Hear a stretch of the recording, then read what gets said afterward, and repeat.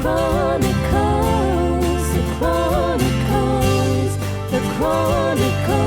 of AghyNarnia. The Chronicles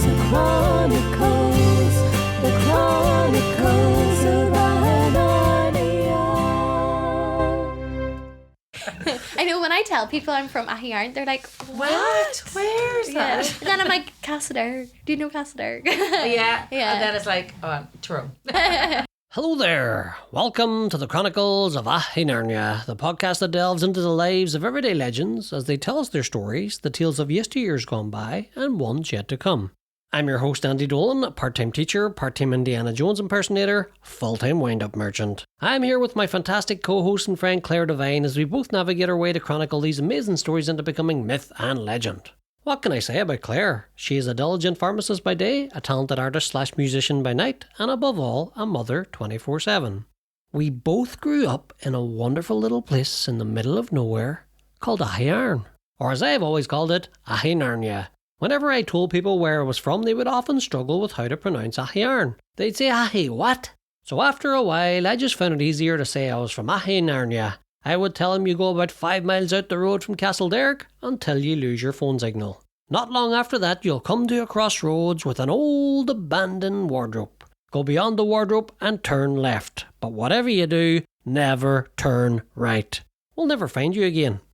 So let me tell you about AghyNarnia, our beloved townland way out in the wild west of County Tyrone, way up yonder in the north of Ireland. It is a beautiful part of the world with its green meadows, roving hills, tranquil rivers, enchanting woodlands, and of course its charming inhabitants. So for our first season, home is where our podcast story begins. We'll meet some of the wonderful people of AghyNarnia, the AghyNarnians if you will, and hear their stories firsthand. There's something magical in the air around home and there's something special in the water. Then again, we do have a distillery nearby, so maybe that's just the poaching. The community here is 1 in a million, and over the journey of our podcast, you'll find out why. In seasons to come, we'll venture further afield to other communities beyond the wardrobe, but never down that road to the right. In terms of socials, you can find us as AghyNarnia. So firstly, Claire, cracky Jan, how are you? I am not so bad. Very busy weekend and yeah. You're up seeing Kevin Hart. Was indeed. Excellent show. Yeah, great giggle. You got the laughs out of you? Oh my god, yeah, he was so good. But he kept laughing at himself, so that was even funnier. You know, he couldn't actually get the jokes out because he was that funny. He speaks that fast as well, Kevin. Oh yeah, he was just so full of energy and he put so much into telling the story. And yeah, he was just brilliant. Yeah, really good. Oh, brilliant. Yeah. Great. Well, who's our special guest for today? Today, I am delighted to announce that we have Amy-Mae Dolan. Hi. Wow. Thanks for having me. Yeah. Oh no, it's an absolute privilege. And like when you think of Aghyaran, like Amy-Mae Dolan is probably one of the people at the top of that list. Oh God. I don't know about that. But like a modest and humble person who has soared to the top of the highest heights as there can be with Riverdance. Amazing. So it's an honour for us. Thank to you. be here today. Thank you very much. Yeah. So let's kick this off. Would you tell us some memories maybe of like your home life and family and growing up and who's who in the Amy-Mae Dolan household? So I'm so lucky to have the most amazing parents in Siobhan Dolan and Francie Dolan. So mum Siobhan Coyle, and there was always that wee bit of like rivalry of like she was from Castleberg and dad was from Aghyaran. Big rivalry there. And so I went to primary school in Castleberg actually. And yeah, I'm the eldest of 4. We have Riley, and she's the crazy sister, life and soul of the party naturally. And I was 5 when she was born, but she just like came in and caused havoc from the very start. The second one always does. It was like she was trying to steal my thunder from the very very beginning. And then Alex is very modest, and he came 2 years after Riley, and she just told him what to do. You know, she was the boss. And like I remember there's a great photo of the two of them. Like she got Rice Krispies and like covered the kitchen floor in all the cereal, like Cocoa Pops and Rice Krispies. And then she put Alex right in the middle of it, and like he could barely walk. And I just remember my mum being like, Alex, and I was like, it was her, I promise you it was her. She had an innocent face. Oh yeah, this beautiful, like really, like everyone just like, oh, what an angel, and you just knew like underneath them. Doublemint. Yeah, I'd sit in mass and I was always put between the two of them to like keep them quiet, and she'd be like nipping the arm off me and pulling my hair. And I remember one day someone tapping Dad in the shoulder, and they were like, Amy-Mae's getting killed, like between the two of them. And then the biggest surprise ever came when Scarlett was born. I was 16, and it was just like our whole world just like completely changed. And like the most significant thing was dancing was like my whole life. Especially at this stage, I won awards when I was 12, and I was trying so hard to win another one. I actually never did, and it was just like I was all consumed with dancing, and I kind of just assumed, like looking back now, it's funny, it's like a selfishness almost, like I was like, our whole family's life revolves around dancing, like what are you talking about? Like, nobody else had anything else outside of dancing. Yeah. So then whenever she was born, it was just like this kind of like reality check of like, because I had to help out so much and everything then, and it was just amazing. Like she's just the best gift we ever got. But like growing up in Aghyaran is just like the most fond memories of being outside trying to find ladybirds in the field and like running around getting lost, and all of my cousins felt like they were always close by. And a Friday night we went to my mum's house, Nana, and there could have been like 30 of us there having tea and scones and bread, and that was just the highlight of every week. So just the best childhood ever, in my opinion. Sounds like it. Yeah. There's so many similar households, you would say the same experience.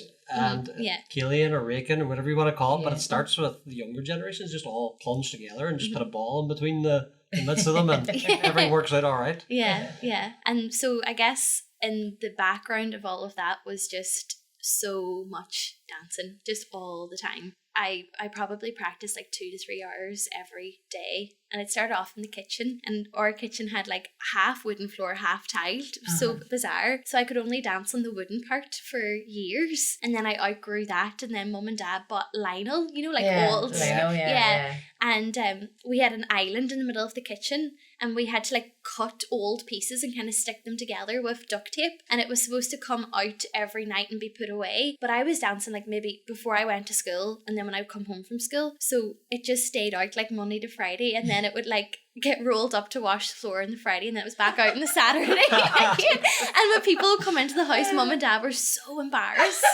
with this Lionel like scrappy floor, and it was all holes and everything, but like that was it. I just danced and practiced. You were dancing the hell out of that. Oh yeah. And then Dad, he built me a wee shed then, and it's just class. It's like we call it the studio, the dance studio, and it started off with like no floor in it, and then we got wooden floor, and then we had heaters, and I was wearing like scarves and hats and stuff because it was so cold. Like, you know, when you breathe and you see the breath in the air, so that was me practicing, and my chest was getting sore from it. So then we had those big blow heaters, and then eventually then it over the years it's gotten better and better, and now it's like I'm so lucky to have it. It's unreal. If I'm getting ready for tours, or Scarlett uses it now every day because she's into dancing as much as me. I've seen. Yes, she's fantastic. She's really good. She won something recently too. She got 12th in the world, which is huge. That's huge. Yeah, it's massive because you have to qualify. A lot of people don't know that you have to qualify for the World Championships, like from Ulster. So she got 4th in Ulster, and then she ended up 12th in the Worlds, and they say you're a world medal holder, which means you automatically qualify for the Worlds next year, which is in Chicago actually. So that'll be a big trip for us. Jeez. Oh my God. Yeah. So that was Dublin this year, wasn't it? Dublin, yeah. Oh my God. And where did the dancing origins, like where did the passion begin with for you? Yeah, I think, so Mum Irish danced, and her sisters would have too. And then any of the cousins before me on Mum's side danced as well. So like Marita the Forge. Her daughters like Catherine and Hannah, they danced. And then my Auntie Katie too, her daughter Colleen danced. And I think they said one evening Mum was picking up Colleen from dancing, and I was only 22 months at the time. I wasn't even 2. And I followed her in, and I went in and I just ran around on my tippy toes, and then that was it. But I watched Riverdance like every single day on, you know, VHS. Yeah. Oh yeah. And the TV, like, you know, the big part of the TV that we don't have anymore, like it sat on the floor, and I had this, like, you know, like little kids armchair, and I had Mum and Dad's wedding video, Barney and Riverdance and Lord of the Dance, and I just watched them over and over again.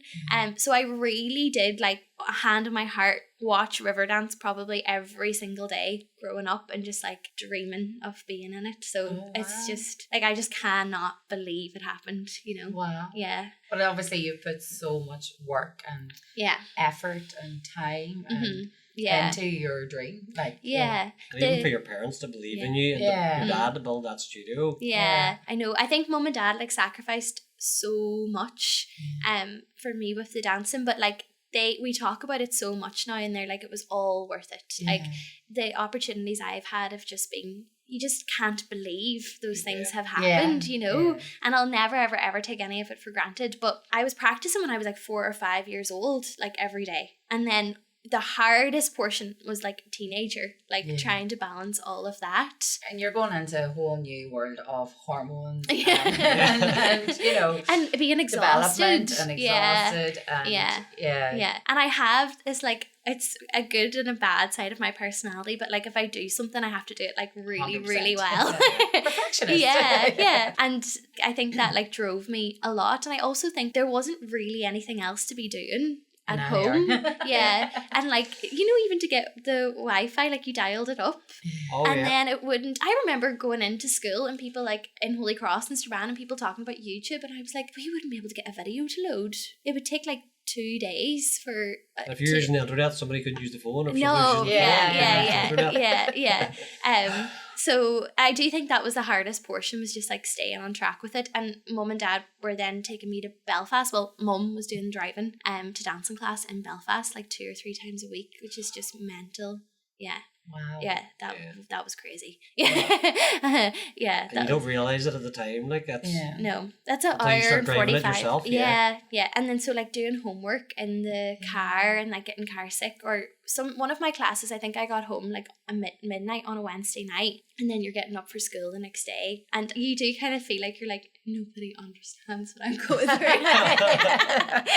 Or sometimes I'd be sat in school, I don't know, like we might not have been doing that much in a particular class or something, and I'd be thinking, this is such a waste of my time being here. Like I could be dancing right now. I could be dancing. It was always in the back of my head. And it's not even just dancing, it's like Pilates and stretching and strength and conditioning and arch exercises and calf exercises, and then getting injured and you spend the day on your body. Oh yeah. That's and every morning you wake up, and it's particularly like this now as a professional dancer, you're like, what feels sore today?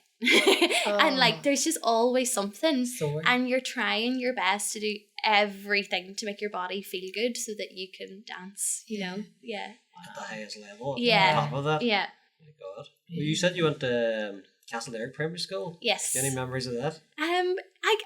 I do. All good. My favourite teacher was Mrs. McGlade. Is it Marion McGlade? I think her first name. I've heard the name Mrs. McGlade before, and Master Doherty as well, and he had been an Irish dancer, so I always kind of remember coming in with like wee medals and trophies and stuff, and him had an Ulster, like a gold Ulster medal, and I remember him saying like, this is so special, like this is like really, really impressive, and me thinking like, oh wow.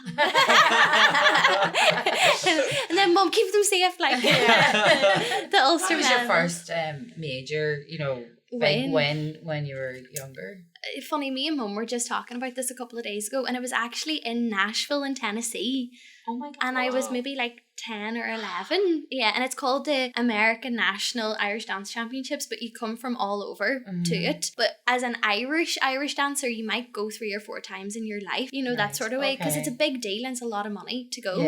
And I think my mum was determined to take me because it's like a profile booster. You know, if you win it, or you really, like, the Americans know about you and stuff. So she made that big trip and took me to Nashville. I'd gotten like second a lot. I think at that stage I'd won an Ulster Championships, Yeah. which is kind of like a major. Yeah. But I hadn't won one of like the big titles, which are like the All Scotlands, the Great Britains, the British Nationals, the Worlds is the biggest Massive one, one, yeah. All Irelands and the American Nationals. So that was the first win, and it was just like huge. Yeah. And I came home and I was like, I just thought I had made it.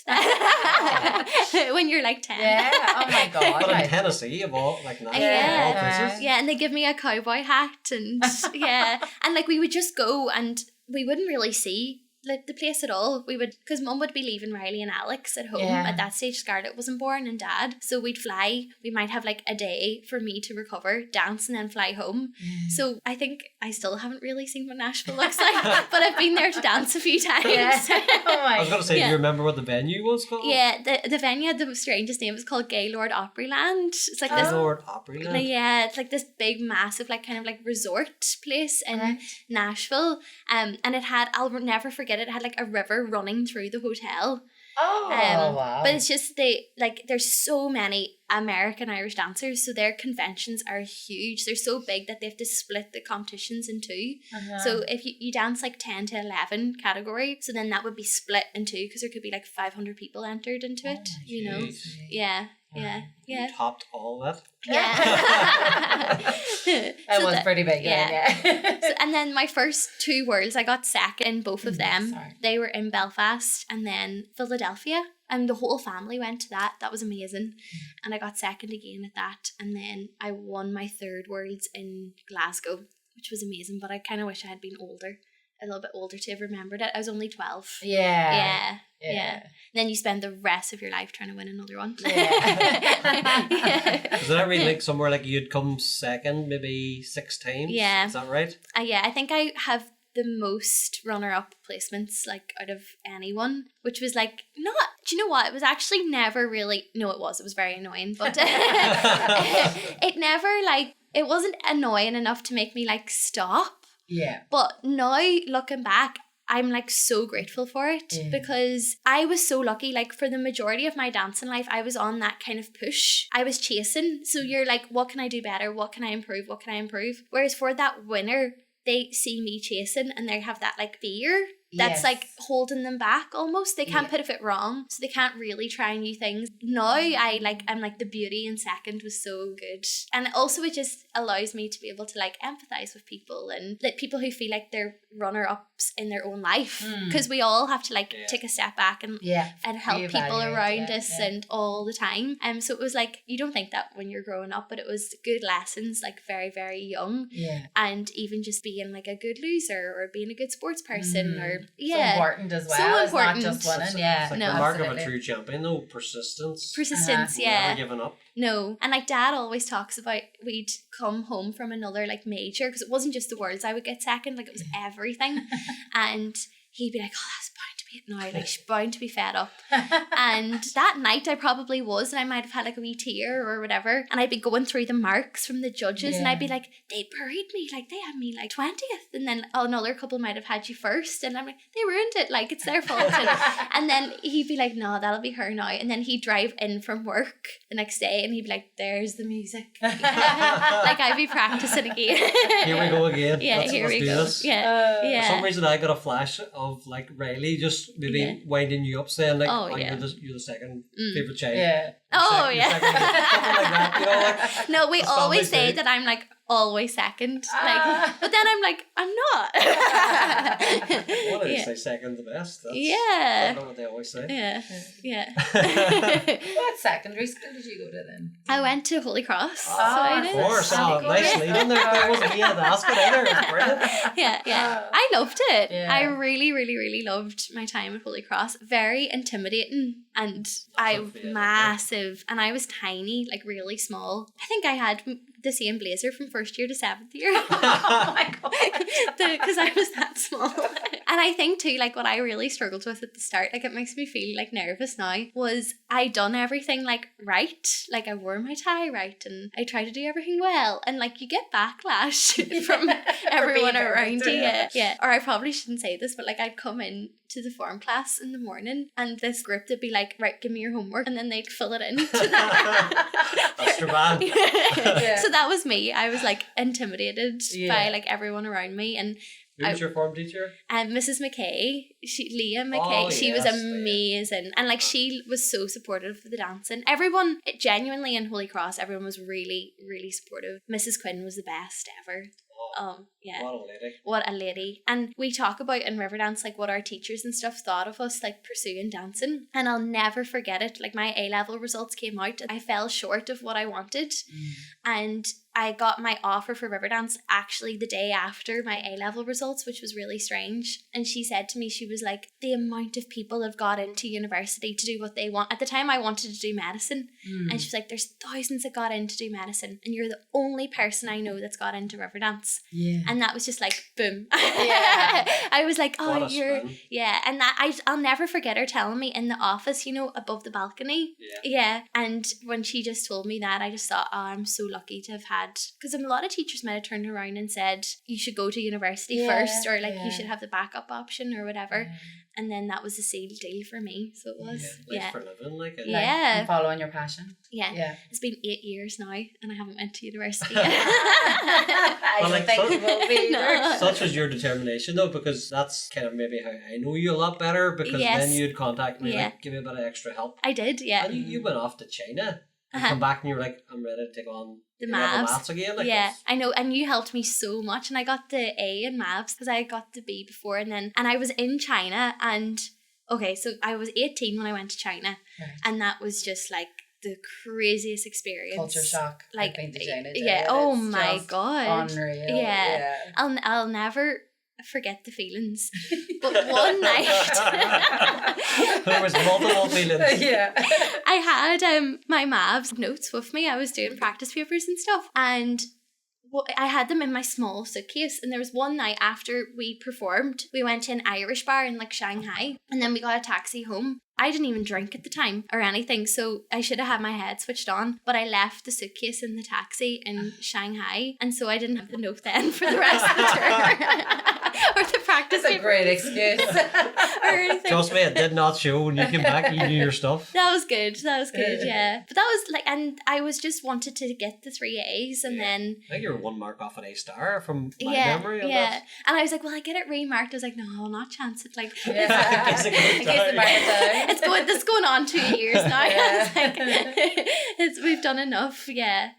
But But like even to validate yourself that the academics was there and you had this place of medicine waiting. yeah. But Mhm. Oh, did you? Yeah, we're Well, I had gotten into Queen's to do medicine. well, I passed the interview, and then I got ABB for my A levels, and they came out on like the Thursday, and then I'll never forget it. I was I was distraught because like everyone's getting their offers and everyone got what they wanted and everything, and then now looking back, I'm like, what? That was so silly. Like life has its plan, like Yeah. it does. But on the Friday morning, it was really good weather like this. And I was like to Riley and Alex, do you want to go for a walk with me to the chapel, light a candle, and like help me make Yeah. decisions? Because Nana had only passed away like the year before. And so I was kind of relying on her to guide me. So we were walking out our lane towards Mullanabreen Road, and the house phone rang. And I was like, oh, Alex, will you go back and answer it? So he answered it. He took it to Mum. And he came out to me and he was like, yeah, so that was like a man from Riverdance looking for you.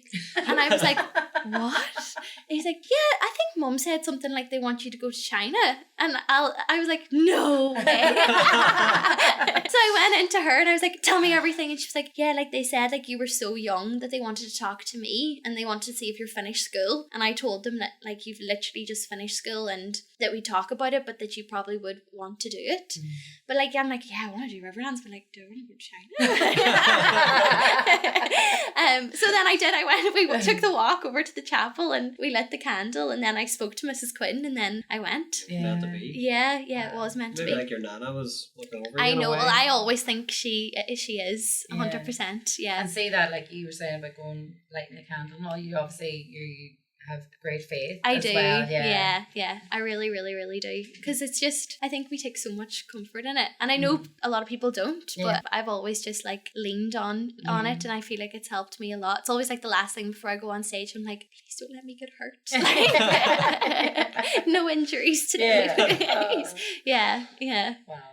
Have you any like memories of your nana that you'd like to share? Oh yeah, like both, like my granny Lizzie as well, Dad's mum. They were so funny, like they were so supportive of the dancing, but then I think like for both of them we were probably telling mum and dad like, you're spending a lot of time on that dancing and like money, and you know, Yeah. I suppose they didn't see how it was going to pay off, and unfortunately neither of them did get to. Like when I danced for the Pope in Croke Park, I just thought they would both be like so proud of like the whole journey. But my mum's mum, Nana, she looked after my blisters for me every week. Like on a Friday night, so we'd come home from dancing on the Friday and go straight to Nana's, and everybody was like buzzing and partying, and I often fell asleep because I was wrecked, and my feet were always really cut, like covered in blisters, and she always cleaned them up and put like powder on them and like took care of them. And yeah, that was her wee job. And like blessing my feet and legs with holy water and lighting candles. Yeah. But everybody was all in, like everybody. Like there was a period of time when mum wasn't like well enough to take me to Belfast, and my auntie Katie did. She drove me up and down, and like my aunties were on my mum's side especially were just amazing at supporting the dancing. So they were all the time, and just always checking in, and any kind of support we needed they were there to help. It was a whole big family support. Yeah, it's great. Takes a community. It does. You were saying there just, you know, even about your blisters every week, and you know, at any stage as a child, do you feel that you ever missed out on anything? You know, like the normal kids are going out and they're having fun and whatever, but you're running up and down to Belfast all the time. Like at any stage did that like bother you, or always? I think I missed out on so much, but in the exact same breath I would say like I don't regret any of it. Like I wouldn't change it. Sacrifice. And like when I was in dancing I was so happy, just dancing, and your teachers are shouting like, push harder, another one, go another one. Like sometimes we'd be like throwing up in the bin because you're just pushing that hard. But I just loved that so much. And then I always felt like I was on like I loved the routine and like the path and the goal setting, but there was no going out or anything when I was 16, 17, 18. Like I never went to like a teenage disco, none of that kind of stuff. Or I'd come into school and people be talking about even like TV. I think, I didn't watch that. Like trying to keep up with conversation and stuff was funny. But then what I try to tell younger people now, especially dancers, I'm like, make the sacrifices, like do it, because the life I've got to live after it is just it's just incredible. It's just You probably made so many more connections just even through the dancing. I did. Which is funny because you're in competition with the people. But you're like, whoa, you're from New York, like what's that like? And then you're like watching them thinking like, oh, they're getting good. You're really nice, but Well, what about whenever you had to go to China? How difficult was that being away from home? It was really hard. how long were you away? I think the first time I was away 4 months. Was this your first time At 18? actually being away? Okay. Yeah, the first time literally gone on my own. And I got to the airport and there was experienced cast members and they were like, have you downloaded your VPN? And I was like, what's that? And they were like, yeah, well, your phone's not going to work in China. Like Facebook's not going to work and WhatsApp's not going to work and FaceTime's not, it's all blocked. And I was thinking, oh my God, how am I going to stay in touch? And I was messaging mum and I was like, what if I can't ring you? And she was trying to work it out on her end, and then I was trying to download the VPN and everything, but all of it was a shock. And we got into China and I was starving. And like for the first 3 days I like couldn't touch the food. And I was in rehearsals and I was like wearing away, and especially like had been the toughest rehearsals of my life. Trying to get trained into Riverdance is like really tough because you have cast members that are there 10 years and then you're brand new, so you're trying to get in sync with them as quick as you can. And you're only ever contracted per tour, so you're always fighting for your next offer. And you only get that offer whilst on that current tour. Right. Yeah, so I was really just trying to fight for the next offer at that stage. So it was all just like really scary, really intimidating, really hard work. And then eventually I was like eating street food, like the dumplings and like fried rice for breakfast. Didn't really enjoy it ever.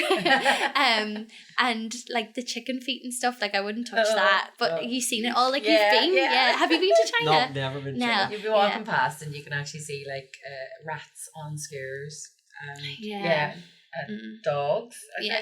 I remember like a rat just like running over my foot, and I was just thinking like my family could not do this. Like they think I'm like in Riverdance and I'm living the life, and I was like, if people could see what this is, you know. And I remember I stayed in the Hutong area in Beijing, and it was just all markets and everything. It's just a massive eye opener. Like, and on the trains where they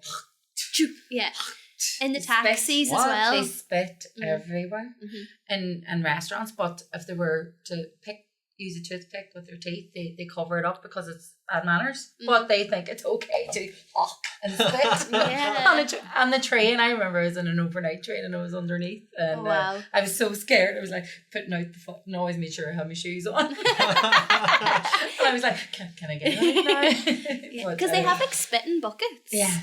Like in like a taxi when you get in, like the driver has like a bucket to like spit into. Yeah. It's just a different culture. What's wrong with the world? It's just a different culture, and like so much respect for them all too. And they're a funny audience because they don't like clap and cheer as loud because they're very mannerly. So that was kind of funny too. I was like, quiet, like, do they like us? And they were like, no, they love us. They were like, they might not clap for other shows, you know, but they would for Riverdance. And then how many shows would you have done then? Do you just travel around China, or was it all in the one?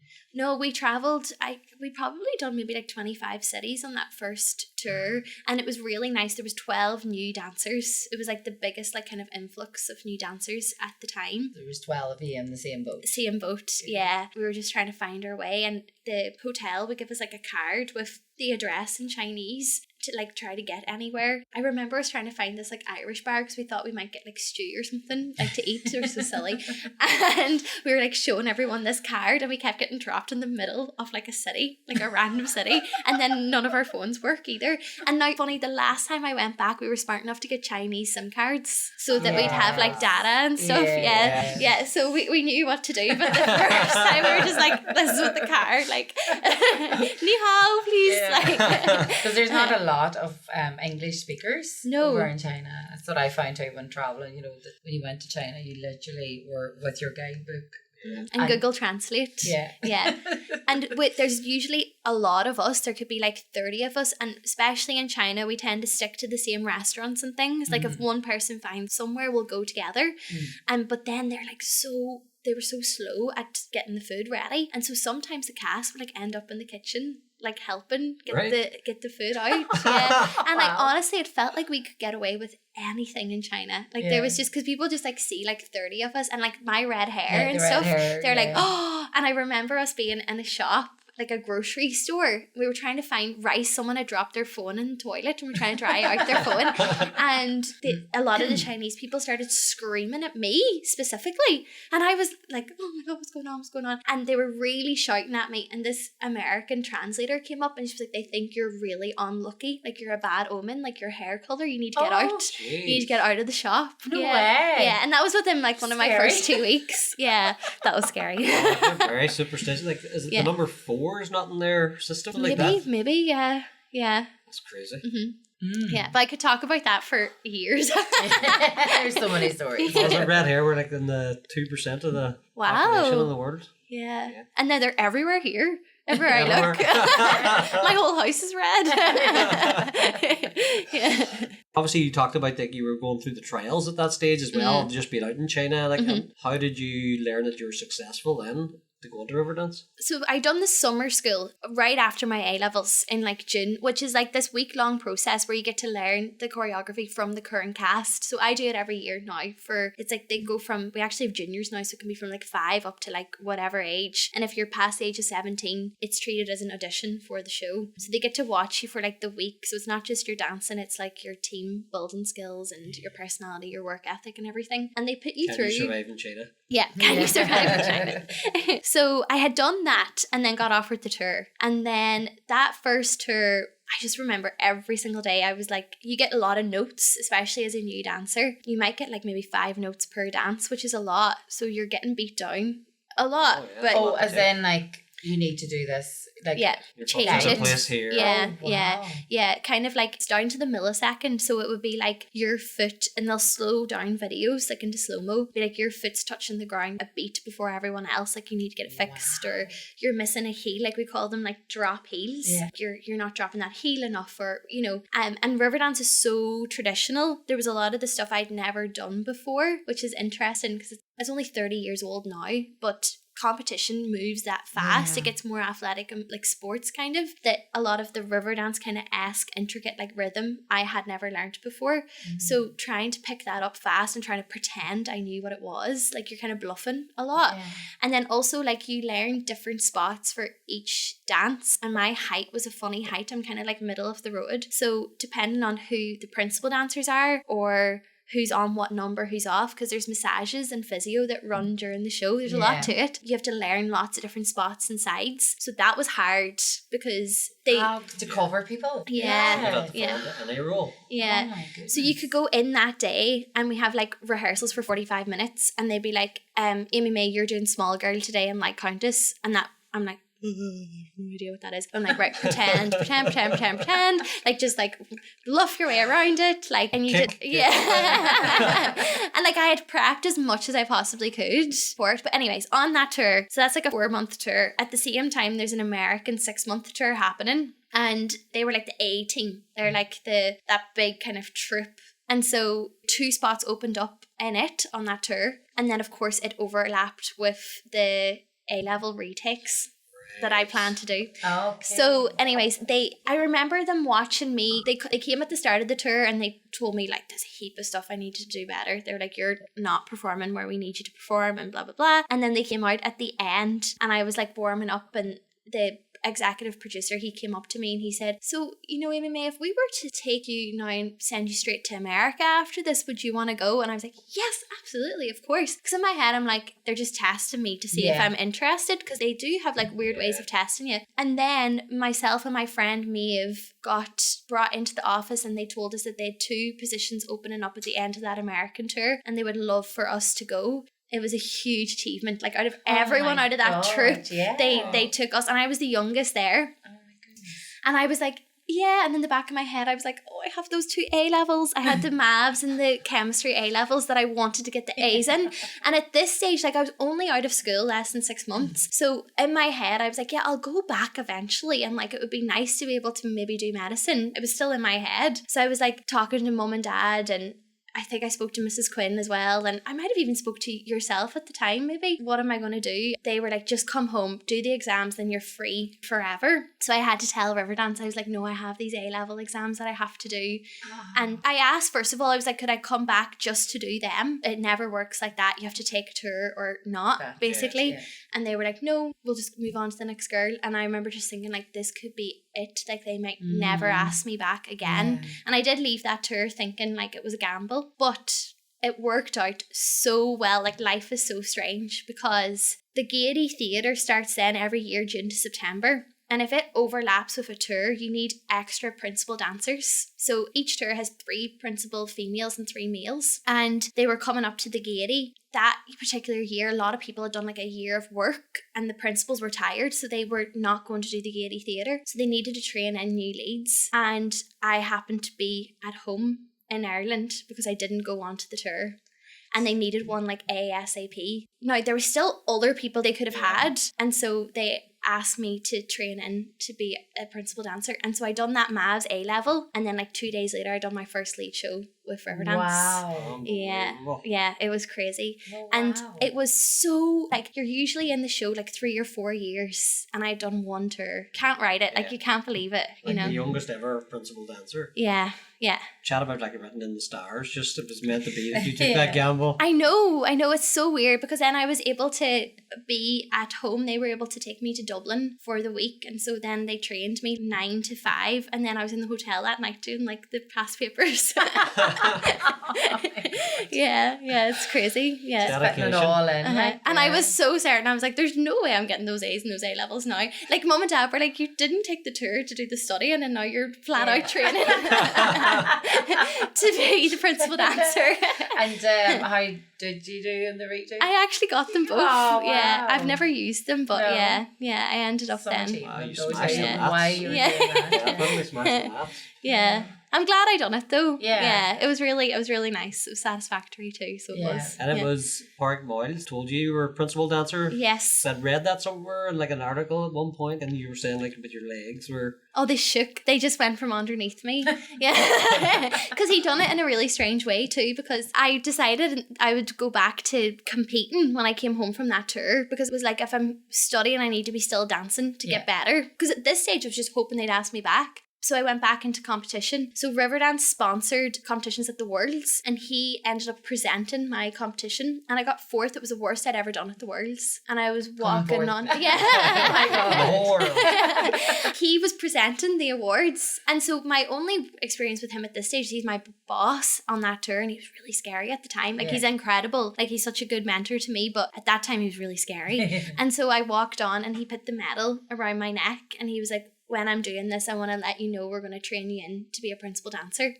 And it was so not on my radar. Like, it was like 5 years away on my radar. Like, I wanted it. Like, it's my biggest dream. But I went like, and my legs just went like this. And then I'm like trying to hide it, because I'm like, it's probably secret. Like, I can't tell anyone. So I'm stood like on the podium, and like I can remember like lifting my like globe, and I'm like, and Mum and Dad were like, what did he tell you? What did he tell you like this? I'm like stood there. It was really funny. Yeah. Oh, brilliant. Yeah. Shock and awe. Yeah. Oh, wow. Yeah. Wow. Yeah. And what age were you then? You were just 19, just 19. Wow. Yeah. I remember going to see you then in the Gaiety Theatre. Yeah. That was September, I think. But like your face was like on all the posters. And I mean, chat about the picture of Riverdance, like the red hair, the green dress to match with that, and watching you dance that time. That at one point you got up on the ball of your foot. You done a 360 spin, but slowly. And I mean, like a pirouette 360. I was like, how did she just do that? I was like, my jaw dropped. That's class. It was amazing. Like, Wow. and Mrs. Carolyn and Mrs. Quinn were there that night, and everybody was blown away. It was phenomenal. See somebody you know up there on stage. Yeah. And only a few months after doing that A-level, or getting your, maybe a month after getting your result. Yeah, I know. I was so proud when you guys came, because you think no one actually knows what you can do. Do you know? So like for your teachers, and Mrs. Carlin as well, had been so good to me throughout like school. Always like, oh, you've competitions coming up, and like, or I might have had to take days off, and they would be like, we'll try to mark you in, or sort you out type of thing. Like, there's a wee bit of pressure too, especially when anyone you know comes to see the show. Like, you're thinking like it has to be a really good show. But there was a sense of pride that summer, and Tyrone had got into the All-Ireland final, and my face was all over Dublin. It was so weird. And Riverdance hadn't told me that was going to happen. I remember coming up to the Gaiety, and there was like this massive poster, and I was like, it's really weird. And then I turned the corner, I was like, no. and then I messaged them, and I was like, I didn't know that this was going to happen. They were like, you are everywhere. Like, just wait and see. And along the quays, along the river in Dublin, is it the docks they call it? There would be a Tyrone flag on the lamppost, and then the next lamppost would be like a picture of me, like serious. And Mum and Dad just thought that was amazing. Yeah, it was So weird. I think the next day was the All-Ireland final. There was loads of people came that night from all over, like from Aghyaran especially, to come see the show. Yeah. It was amazing. As I said, like that pirouette alone, I was like, how, but that's you in testament to everything that you've put in over the years, training for that moment. There was a lot of Jean Butler comparisons with yourself then. Yeah. Obviously Jean Butler, the original Riverdance that you'd watched so many times, and how did that feel being even put in the same breath as her? So strange, and like sometimes you just be begging for people not to say it. You're like, because you're just like, oh, like everyone knows Jean Butler no matter where you go in the world. If they're, especially in America, we're in town, like Riverdance in town, they're like, is Jean Butler still there? And you're like, no. So when people would put you in like the same like sentence, you'd be thinking like there's just so much pressure within that to be as good. And then she came and watched the 25th anniversary performance of the show, which was a huge deal in Dublin. It was in the 3 Arena, which had been the point where they first performed it. like 25 years to the date, and she was there in the audience and I was the principal dancer, and it was the most scariest moment of my life because she created the role. And then it's changed a lot as well. And I remember that day, even like the nights up to it, I was tossing and turning. I was like, do I do it more like her? Do I do it more like me? And like trying to make that kind of decision because we're alike in the sense that we have red curly hair. And amazing dancer. yeah. Like we are different. They're very different dance styles and stuff. So that was terrifying. And then I sat down with like an interview with her the next morning and I was exhausted. And I just like cried the whole way through it. And because she was asking me like questions like, what's it like now? And we were comparing it and it was really magical. Like it was, and it was just a lot for me. I was like, yeah. But you know, you're right. The comparisons were just like, they just started from the get-go then. I think in fairness to Riverdance too, it'd been a long time since they had like a redhead within the show. And they would say, now when you came in and then we saw how you could dance, we were like, oh, we've like struck luck here. Just before the 25th, it was like 3 years or something before the 25th anniversary, so it was good timing then. As it said, like the stars were aligning for you. It was weird. So you went on then to become dance captain. Tell us about that. It's an amazing role, so it is. It's like the role I've learned like more than I'll ever learn in the rest of my life within it. So I first took it on when I was like 21, but it was because Riverdance's sister show was called Heartbeat of Home and they were overlapping for a period of time, and I had done both, but they asked me at that time to stay with Riverdance and step up to be a dance captain. I was way too young, like 21. Can you explain what a dance captain is? Sounds good. What do you do, like, or what? There's a lot to it. I guess one of the priorities is that you watch the show pretty much every day, so either from the wings when you're not on stage or videos, and then you note the show and then you give the notes back to the dancers, and then you either help them make it better or you kind of say like it's not getting better and we need to take further steps or whatever. So you communicate with like the producers and the directors all the time on the cast and where they are. When we get into a city, the stage doesn't stay the same from city to city. Like in America, it stays very, like almost pretty much consistent. But our stage, on the center of our stage is 0. And then it goes like 2, 4, 6, 8. And we have those marks. They're tiny. You can't see them. But we use those numbers and lines on the stage to create formations like V's and shapes. And so as a dance captain, you decide on like where each person is going to stand and or dance in each number so that the V's exist. So it's like maths, like you're literally like you're literally like in a bit, out a bit, and then you're like, you're not on your number. and sometimes it's so scary because the cast, like there's like 30 of them, and I'm stood there and I'm like, okay, there's 5 of them and the numbers go between 0 and 25, and if we need even space, and I'm like, why can't I do the math? And then someone else is like 3, 6, 9, 12, 15. I'm like, so yeah, you basically you stage the show, you space it out, and you create the formations and you tell everyone where to go. But also the show all works on like a fairness system. So we have tick sheets. Say there's like 8 numbers in the show, technically. They all have different points awarded to them based on how hard they are. And they've done like tests on our heart rates and stuff to see what our bodies go through the most in different numbers. So you figure out keeping everyone on similar points, but also during the week you try to have, for each show there's 1 girl and 1 boy that gets a lighter show so that they're getting recovery time. So they go to like 4.5 points, whereas like a normal show is like 6.5, 7. So you have to rotate that and keep it fair. Then there's massages happening during the show, so you have to make sure the massage schedule runs fairly and on time with the show, because you have dancers that are like, they dance like 2 numbers, they go in for a 20-minute massage and they come back out and go on stage.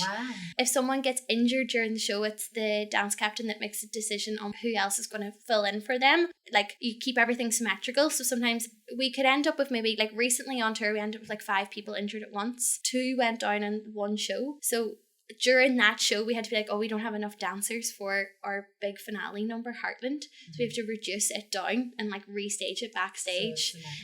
So the dance captain it's crazy. And then you guide people, so all the time people are getting offers and not getting offers, and we audition for lead roles almost every tour now. It didn't used to be like that. It is like that now. The disappointments of that and stuff. And it's then the dance captain they come to kind of talk all that through and their future plans with the show, and if they're having a hard time, if they're homesick.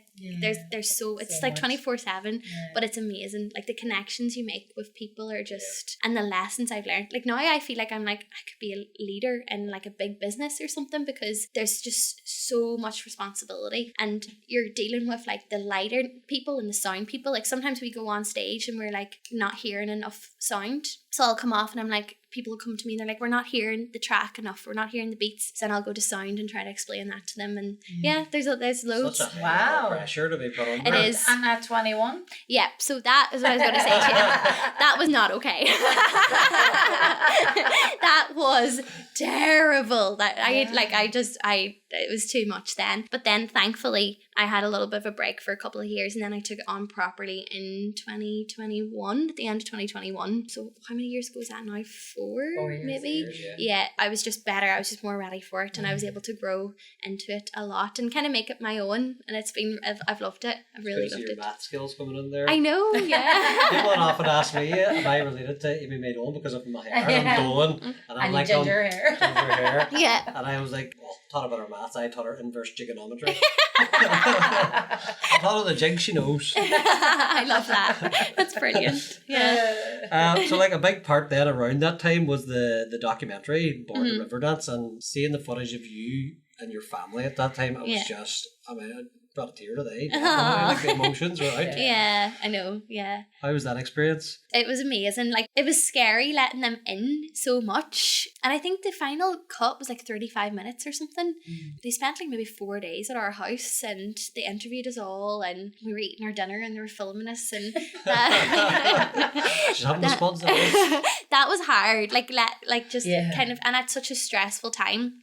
They came for the run up to the 25th anniversary, which I was one of like maybe like 6 girls that were in line for that role. So we were all like kind of competing for it at the time. So it was just like this kind of like high pressure situation. Like when they said they were making the documentary, I remember thinking, oh, that's really cool, but wow, like they're going to be like on top of me trying to train and stuff. But they were amazing. The company, the crowd that done it were really, really good. Yeah. I felt so bad for like my mum and my dad having to sit. Exposed. Yeah, like the house, like, oh my god, we must have cleaned the house for like three weeks, and like they like changed the floors, and like like the whole thing had to like, it was so funny. No, it was a great experience. The hard thing was I rolled my ankle 2 weeks before, and I didn't want Riverdance to know, because that was going to just kind of like put a little bit of a nudge in the game. No, that would give them a chance to doubt me.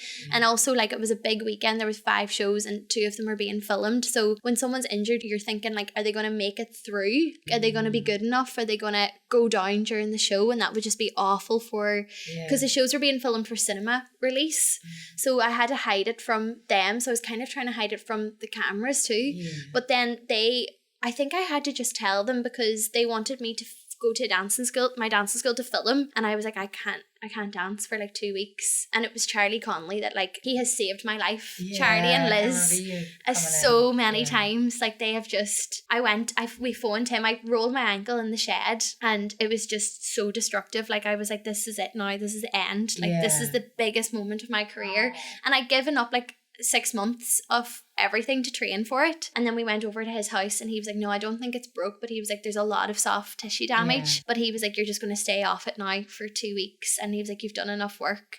And then he trained me back up to go back into rehearsals. But our rehearsals for the 3 Arena were like maybe like 8 to 6 every day, and they were so hard because they were drilling us to, you see it in the documentary, the Born to Riverdance.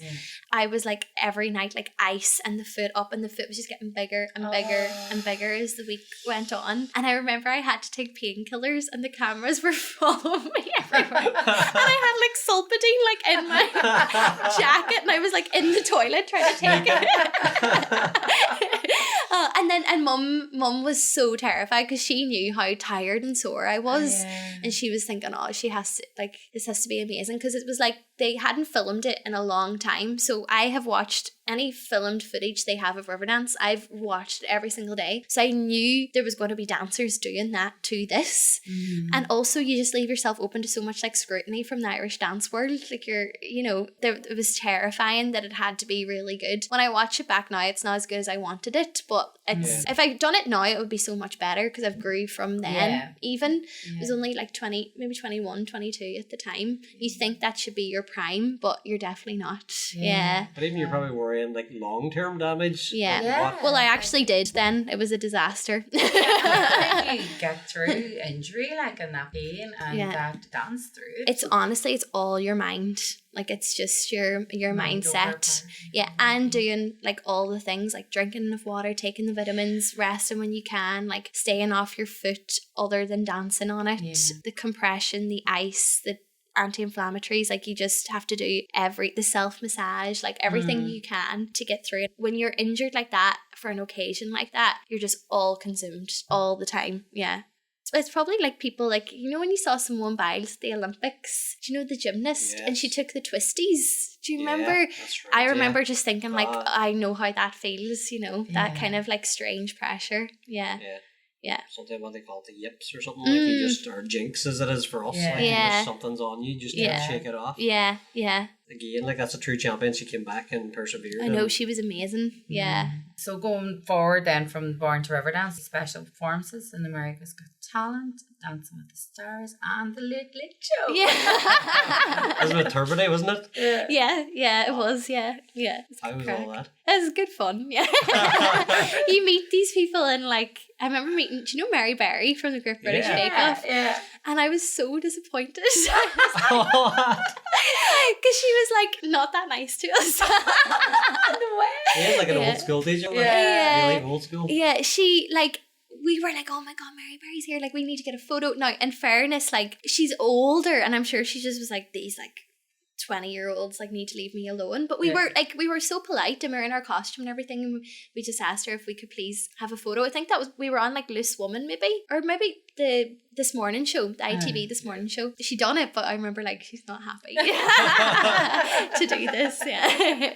I met Pierce Brosnan before too. Oh, wow. He was really cool, like James Bond. Yeah. Yeah. There's been some. Do you know Vince Vaughn? Yeah. Yeah, I met him. He like introduced us at this like gig in Vegas. Wow. Yeah, and it's funny because Riverdance carries name around the world. Like maybe Yeah, sometimes more than Ireland. They're like, he could be like, oh my god, I love Riverdance, and you're like, what? Yeah. How does he know what that About Riverdance, what that is? Where sometimes at home in Ireland they're like, Riverdance? Oh, is that still going? Like, But there's nothing like your own people to bash you down to reality. But Ryan Turbiddy was really nice. Yeah. Like really, really nice. Most people are really nice. Yeah. Do you ever get starstruck? Oh yeah. Yeah. Yeah, definitely. Yeah. I'm trying to think who maybe we would have got. Probably Pierce Brosnan. We were very starstruck with him. Mhm. Yeah. Just so surreal, just seeing them standing Oh, right there. Donald Trump. I met Oh, Donald wow. Trump. I was like, there's someone who I was like really Where did you meet him? at the Capitol. We performed for him for the Irish luncheon. And I was just like, no, you're a cartoon character. Like, you're not real. Like, you see him on your phone all the time. Yeah. So being in the same room as him was, as the president of the United States, was Yeah. very strange. Yeah. What did you make of him? Was he polite or He was so nice to us that day.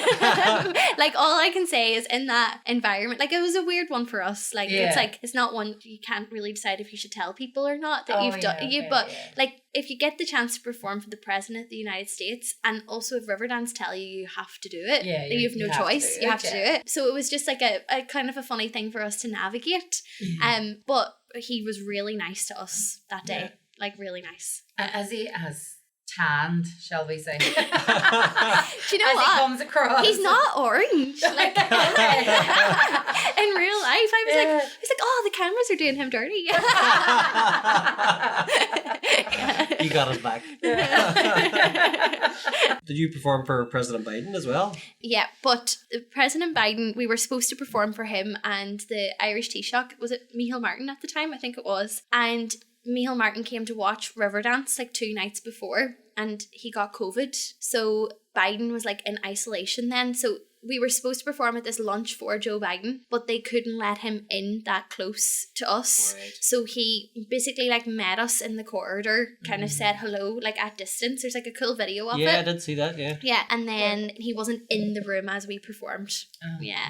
But I got to see him. You were in the White House. White House. Wow. Yeah. Oh Yeah. my God, it's just opened up so many doors for you. I know. And you kind of forget it's not until like you do something like this and like people talk to you Talk about it about and it, you're yeah. like, well, yeah. You get an email about something like that and you're like, what is my life like? And often like we wake up for those things and you have to get up like usually really early in the morning for them, and you're putting your makeup on, you feel like so nervous, and we'll turn to each other like some of the dances, we're like, what are we doing? Like, how are we here? Like, we're doing treble, we say treble cut like it's like simple, you know, for us, and we're like, for these people it's crazy.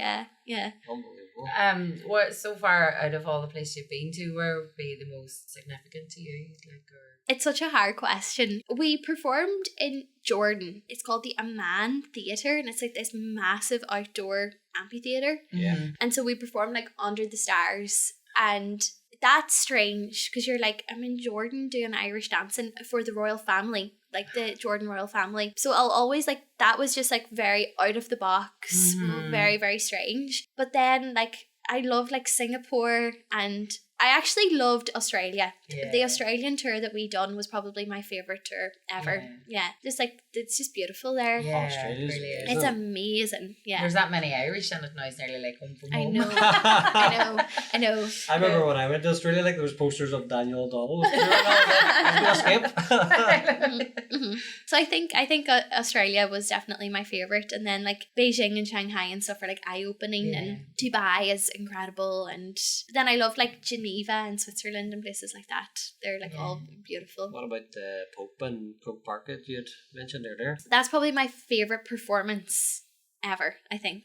Yeah, and it almost went so wrong. Really? Yeah. Tell us more. That's actually a good story. So basically I was supposed to start on the stage. Like the iconic Riverdance number starts with a cloak, if you've seen it. Yeah. Like the female lead will scoop up the cloak and then it goes like da-da-da-dun-dun, and we open it and we're like revealed. So for this Riverdance performance there was like hundreds of dancers. So backstage was really small and we could hear the Pope's like entrance happening, like they drove him around, and I was like, it's getting really soon. But they were supposed to cue me to like walk onto this massive stage to be stood there to get onto it. Like it's like from here to St. Carl's School, like it's like really long, like really far, and I was getting no cue, but there was no like stage management people around, and I'm stood like on the step. All I can see is like hundreds of dancers, and I'm kind of trying to get someone's attention. So I thought the only thing I can do here is, because all of the other dancers in that moment are thinking about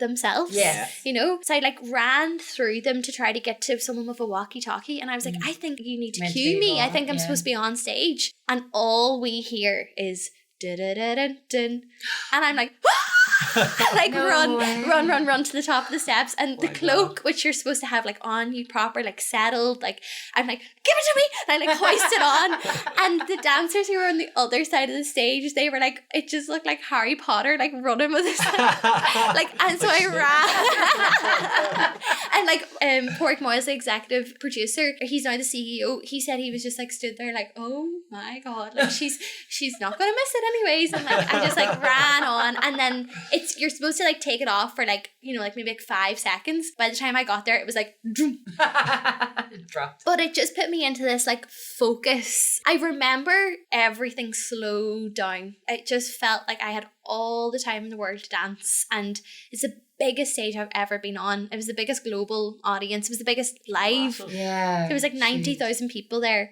and I think that like shocked me so much that then I was like, this has to be really good because you've missed your entrance.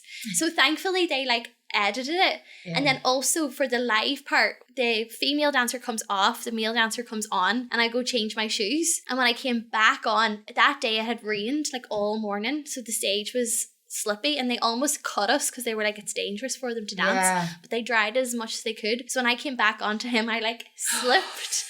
And so Twitter that night was like Like imagine slipping in front of the Pope. Like you have one job, like you're supposed to be an Irish dancer, and you like can't stay on your feet, and like yeah, that was funny. But then now the version that's on YouTube is like all edited, like.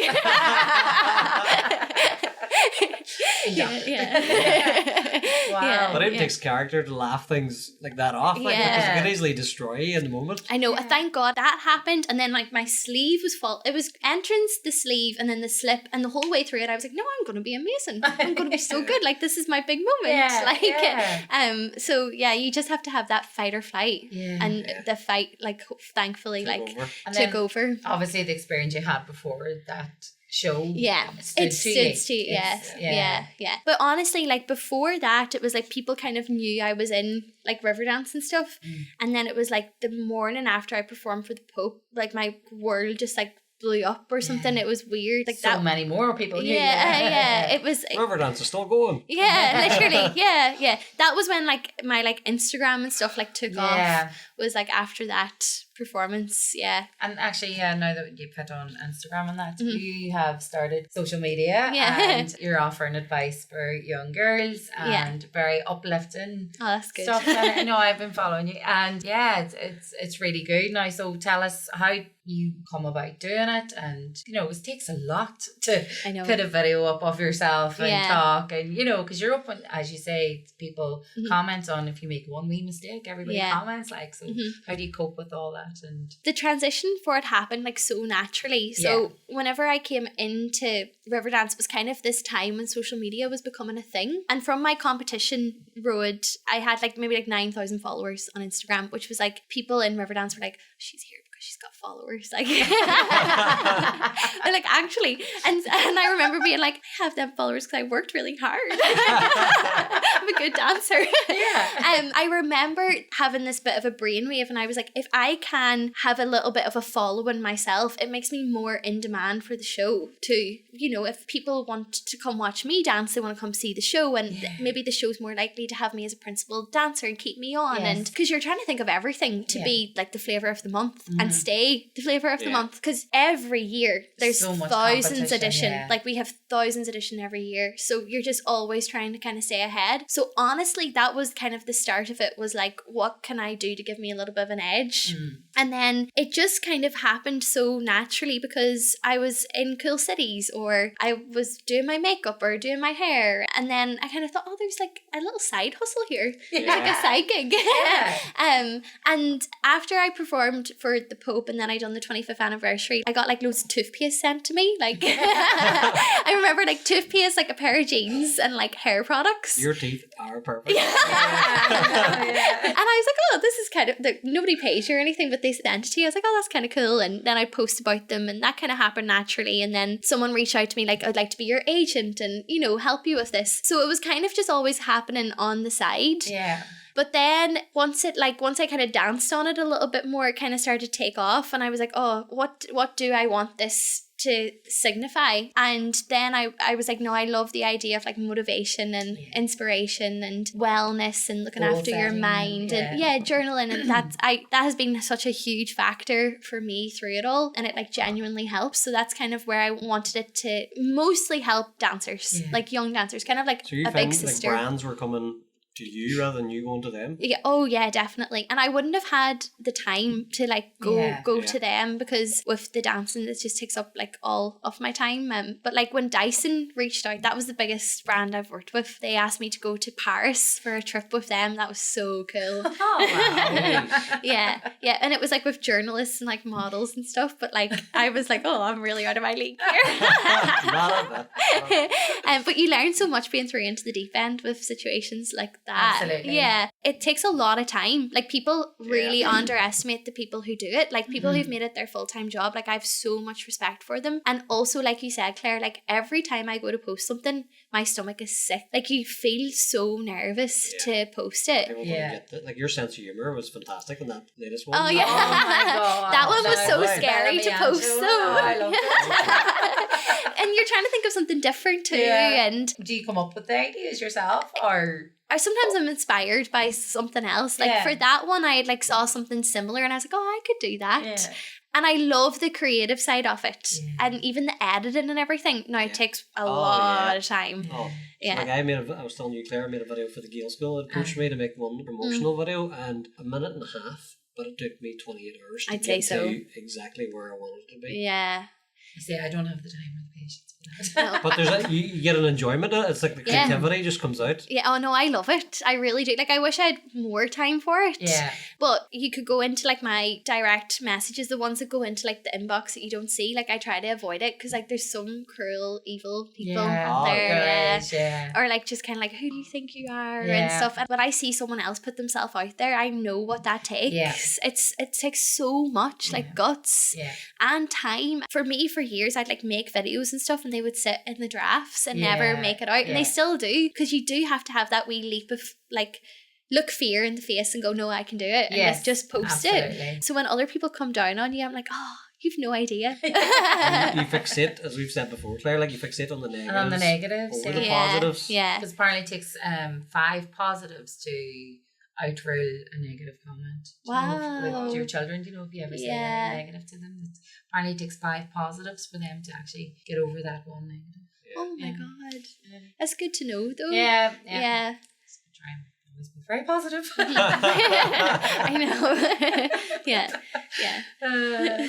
Even like because of your social media growth, and you were in Radio City Music Hall the time I contacted you, I think, Yeah. and I was like going, I'm just going to chance my arm. See Yeah. if she's real. And like you got back to me straight away. I was like, oh my god, she's in. She loves us. Yeah, I do. Because you've got such a big following. Plus, I knew you were dancing in an iconic venue at that time, and I was like, she made the time. Oh, for- that's for it. good. Like, Yeah. I really appreciate that.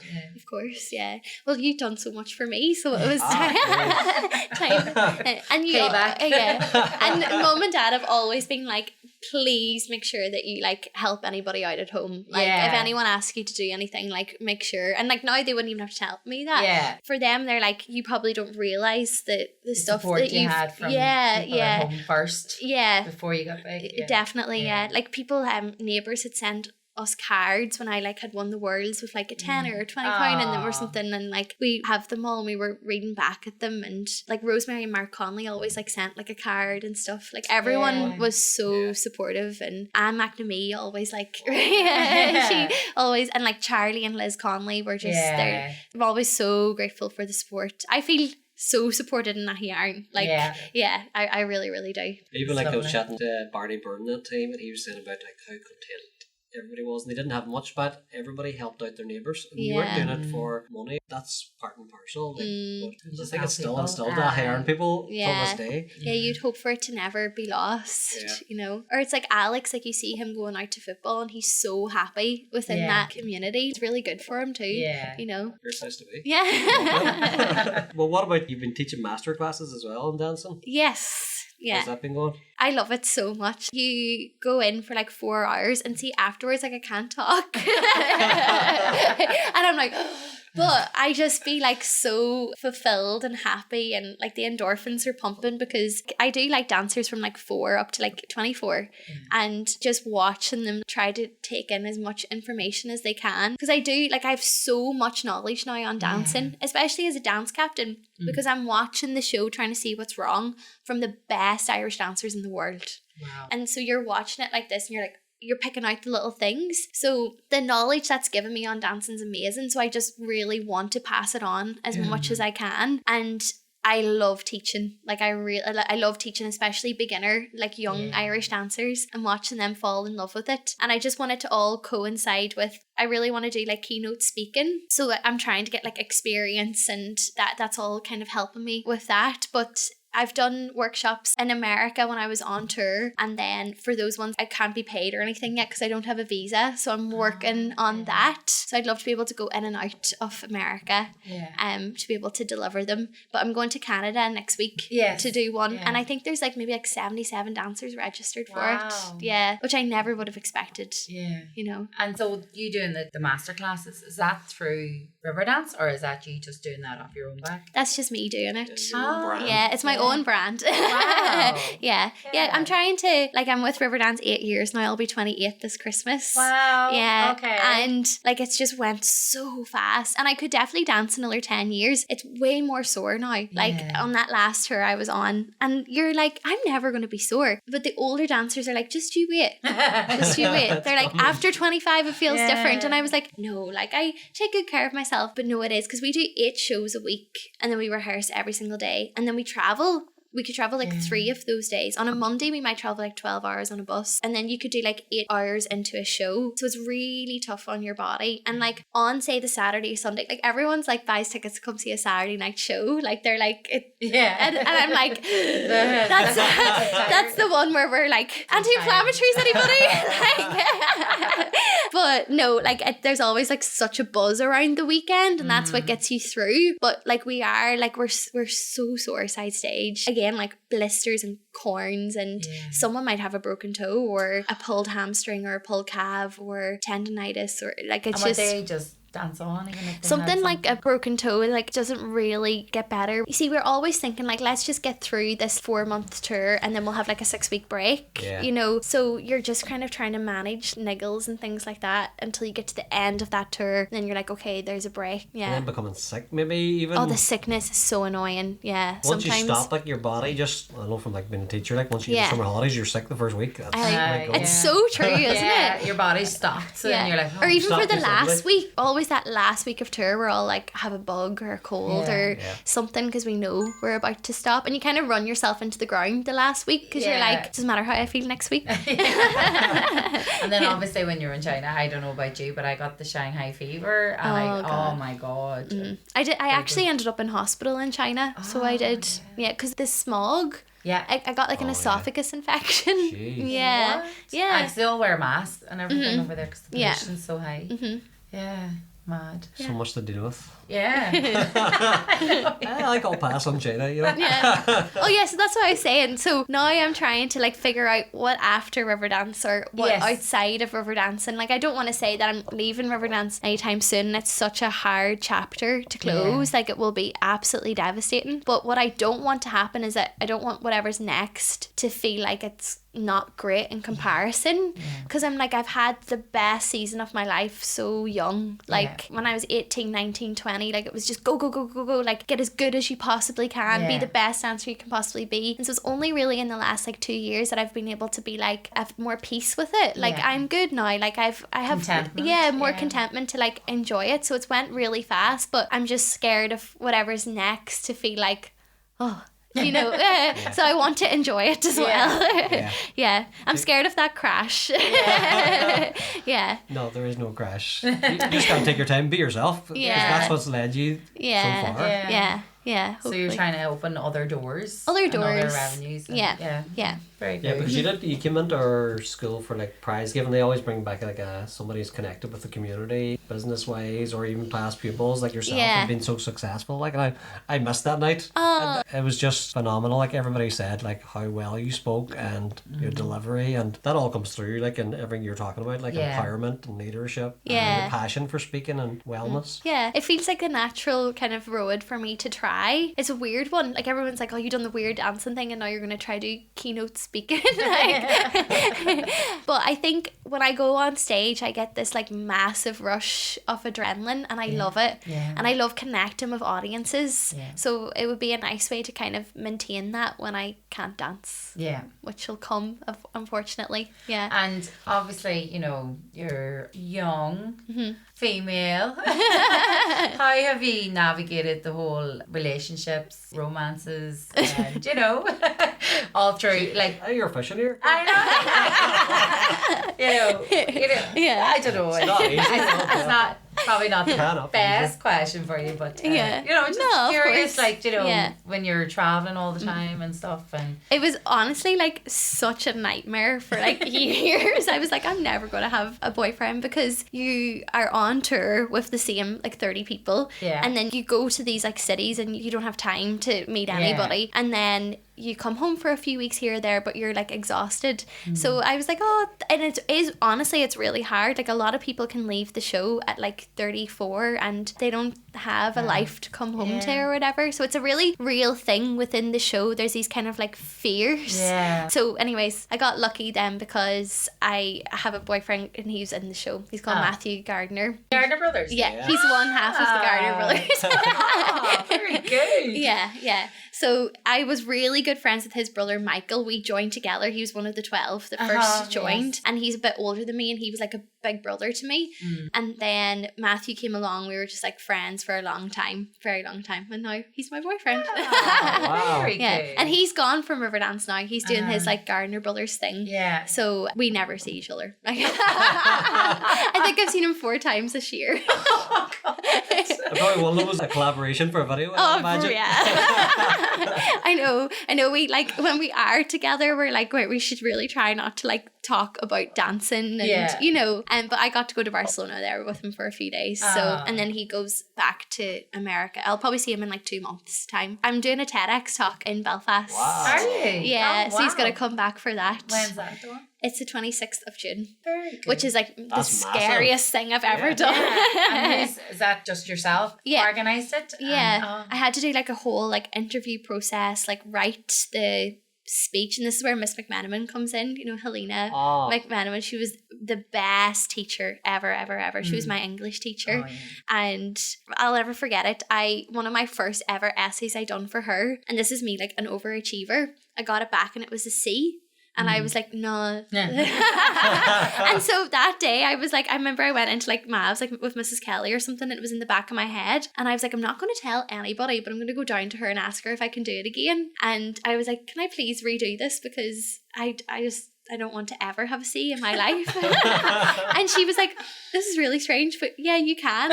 And then I remember her always like, she felt like I wanted to be pushed and she pushed me. So I really feel like that's finally getting to come through now, and like writing the TEDx and I can like hear her voice when I'm writing it, trying to make it like have a little bit of humor and like the storytelling. And I had to write kind of like a draft or an idea, and then they had to kind of sign off on it and the title, and I had to like record myself like talking for 8 minutes so they see if will I be okay on camera and stuff like that. So yeah, it's scary, but hopefully it pays off. I'm hoping that it would help me get more opportunities like that. Do that, Yeah. Wow. But when you're trying to come up with like tell your own story in a way, it's a hard thing to do. So yeah. In 18 minutes, I have 18 minutes. So 18 minutes. Yeah. That's a lot. yeah. So you just talk for 18 minutes. Yeah, but you want to like hopefully give them a call to action, you know, that people walk away from it thinking like, oh yeah, I could do whatever. That's the goal. Yeah. We'll Brilliant. see what happens. Absolutely amazing. Like, and a big shout out to your English teacher. Like, Helena was 1 in a million. Like, such a good character. Sad to lose her at such a young age. Yeah. But she just had her own way about her. Like, She it was did. just Yeah. so unique. Like, She was life changing, I think, for a lot of us. Like, she just was gentle and caring, and like we were in English laughing our heads off but learning so much. Yeah. We had her on a Friday, a quadruple on a Friday evening for GCSE. never easy. Last four on a Friday. Last 4 on a Friday, and like we got through it. Like, I think she was the right person to take that on. Yeah, she was incredible. Amazing So our woman. special guiding force. Yeah. Definitely. What would you say, Amy-Mae, has been the greatest challenges that you've faced over the years? I would say like homesickness when I'm away on tour is definitely the toughest, especially like mum has been unwell a few times whenever I've been away and stuff, and that's really, really hard. Like the guilt that you feel leaving is just it's awful, and like all of us are like bawling our eyes out every time I leave. So that's really hard, but we've had such a good routine of staying in touch, like FaceTime like every single day. And like with Scarlett now, because she's doing like dancing, like she'll FaceTime me and like practice on FaceTime for like 2 hours. I'm like training her. I'm like checking my schedule. I'm like, I can fit her in for a practice. Sister captain. Yeah. I think like homesickness is the hardest, and then even when you're within the show, like you do have to still give up a lot of like, you miss weddings and like family things, and you can't turn down a 6-month tour for one day, but unfortunately you can't get a day off. It doesn't like exist when you're on tour. So that's been a challenge. And then I think the main thing has just always been trying to keep getting asked back, being good enough that you keep getting the role offered to you. When they're training in new principal dancers all the time, they're training in new people all the time, it becomes your job to train them in and give them all the advice and support and everything, and they're after your job. Oh my God, that must be so hard. Yeah, so you're just like constantly evaluating yourself and what can I do better and how can I get stronger and get my glutes stronger to jump higher, increase my flexibility to kick my leg higher, and it's just a constant like push. Yeah. I'm picturing somebody at like the time of the Pope and the slip and all, like somebody with a voodoo doll. Yeah. All their dancers like. I love that. That's what I'll think on now for forevermore. Yeah. So then what would be your happiest memories? Ooh, there's so many. Like when I think of like my friends in the show that I've got to travel with, there's this one day that really stands out. We had a day off in Washington DC and it was freezing cold. It was like -8 degrees, but we were so determined to like see all the sightseeing and stuff. Yeah. And I just remember like being like, oh, I'm in these random places in the world with really like-minded people. I have 4 really close friends within the show, and Megan Walsh from Aghyaran I, Donegal, Maeve Kennedy from Meath, and Jack Quinn from Dublin. And unfortunately all 3 of them's gone now from the show. But the times that we've had in like random places, or getting lost in China, or that's just been amazing. Or like coming off stage from like performing for someone like the Pope and being like, oh, we done this. happened. Yeah, just when my family have been able to come watch too is just so special, because like I wouldn't have been able to do any of it without all of them, because Riley and Alex in particular too, like Scarlett's too young, but they give up a lot as well, and like sometimes they're in the back of the car going to Belfast and waiting for me to come out of dancing, and they had to do that too. And so when you get to like dance for them and they agree that it's paid off, that's really, really special. But my mum in particular has done so much. Like she's just my everything, like my complete rock. She always taught me that there's no such word as can't in my vocabulary. Amy-Mae's vocabulary is no such word as can't. You can try. She's like, you can try anything. You can try it all.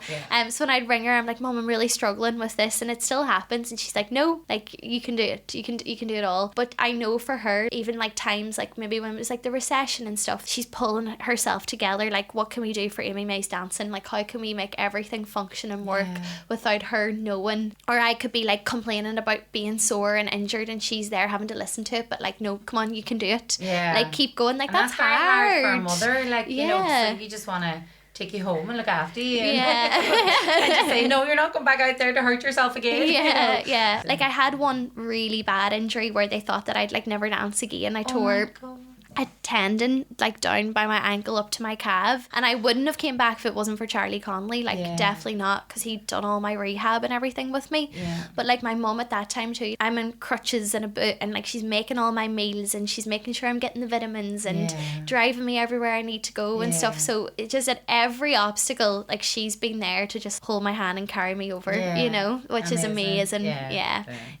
We were going to ask you, like, who's been the greatest influence in your life? Sorry. And the best advice you've ever been given. But I think there's no can't in your vocabulary. It's a good one, isn't it? I'd say my mum's my biggest influence, definitely. And like Dad, of course, 100% too. And like the both of them, their work ethics are insane. Like they really, really are. And they've built like Dolan Decorating together, and like I've watched like anyone who has parents that own a business, like you just watch them work all the time. They constantly have to work. If we were on holidays or something, like the phone's always ringing, and so like their work ethic and their teamwork, and my poor mum having to listen about like painting when she's like eating her dinner, and all of us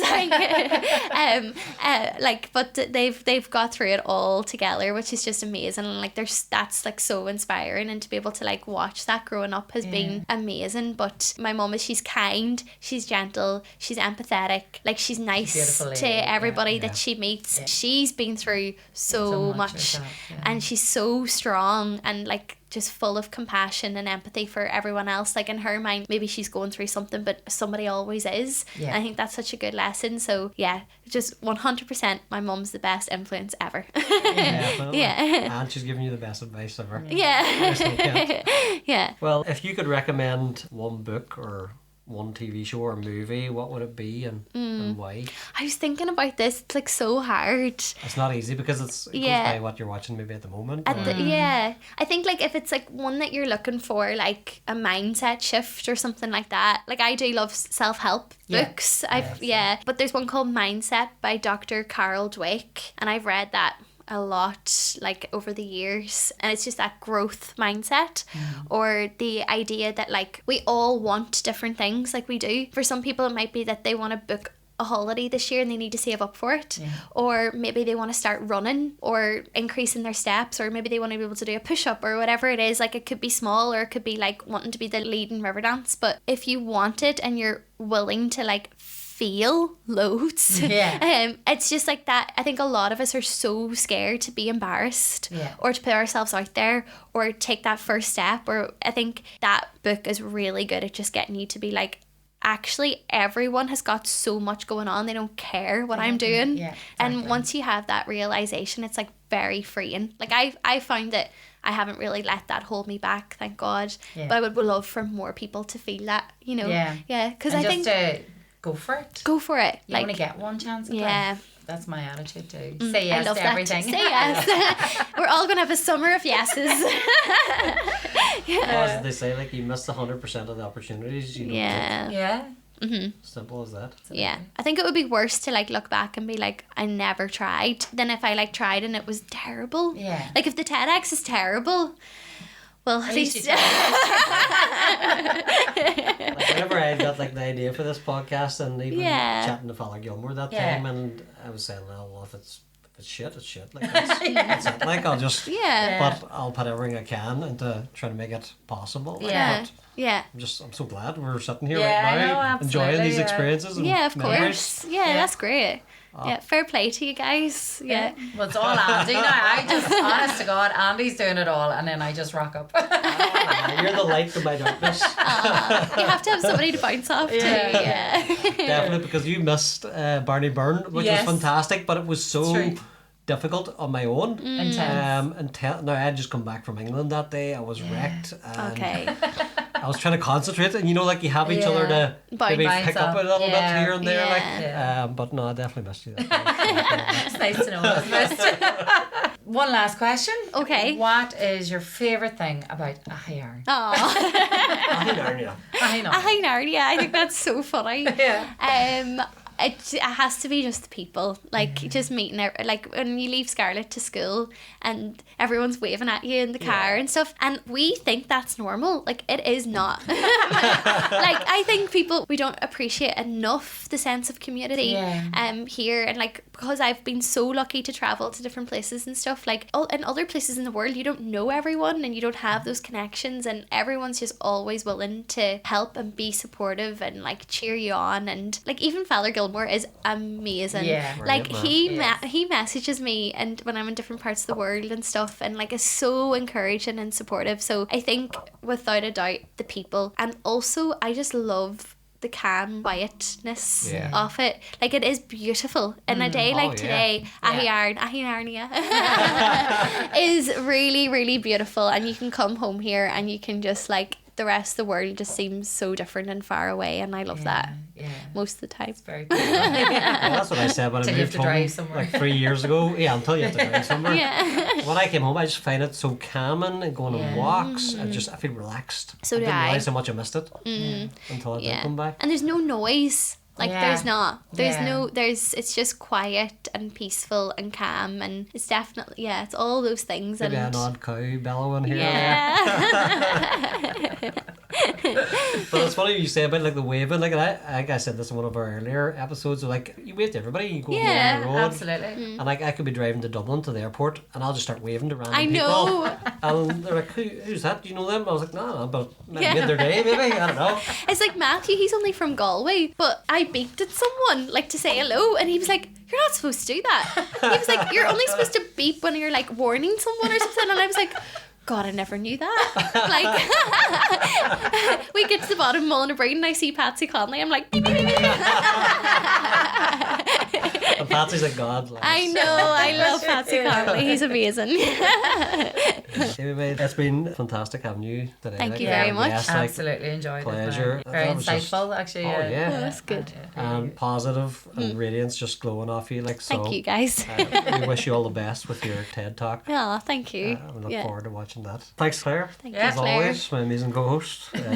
Pleasure to have you here. I'm delighted to be here. Yeah. Please join us again next time. Chronicles of AghyNarnia.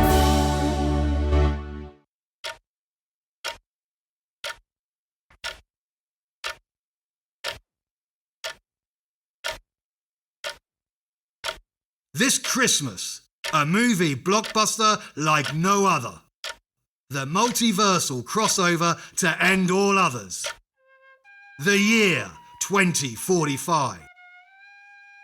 In a world where Irish dancing has been banished forever. Kevin Bacon is Ren McCormack. Come on, man. This is our time to Irish dance. Christopher Lloyd is Doc Brown. Roads? Where we're going, we don't need roads. We're going to Ireland. Two men risk their existence for density, I mean destiny, to save Irish dancing. Jump back. Wait a minute, Doc. Are you telling me you built a time machine out of a John Deere Lorian tractor? Precisely, Marty. I mean, Ren. If it's not green, it shouldn't be seen. If my calculations are correct, when this baby hits 33 miles per hour, you're gonna see some serious shit, especially with a manure tanker connected. Whoa, heavy, Doc. Great Scott! Weight has nothing to do with it, Ren. It should transport you back through time to the exact moment when President McGregor first banned Irish dancing. Save the Irish dancer. Save the world. Get ready for the action, suspense, and dancing. Back to the Footloose. Coming soon to a cinema near you. Chronicles of AghyNarnia. Well, folks, playing us out this week is none other than my wonderful co-host, the one and only Claire Devine, with an original, beautiful song that's very close to her own heart, part of her own personal story. Please enjoy the original Broken Man by Claire Devine.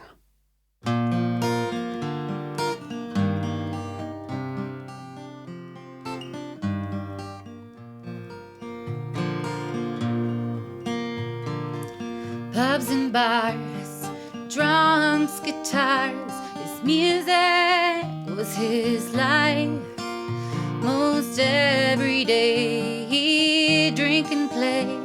That's how he would survive. A disease, we were told, had gripped his soul. Though he always thought he was fine. Drink took its toll. He lost control because he couldn't walk the line. This broken man, he's faced his pain to find what he had before. He struggled through to start anew and rebuild his life once more. Mother tried, she really tried, as much for love as for concern. With sob and grief, the nights he'd leave, tears of joy when he'd return. This roller coaster he was on, it touched us all differently, as we tried to ignore that drink could mean more than his wife and his family. His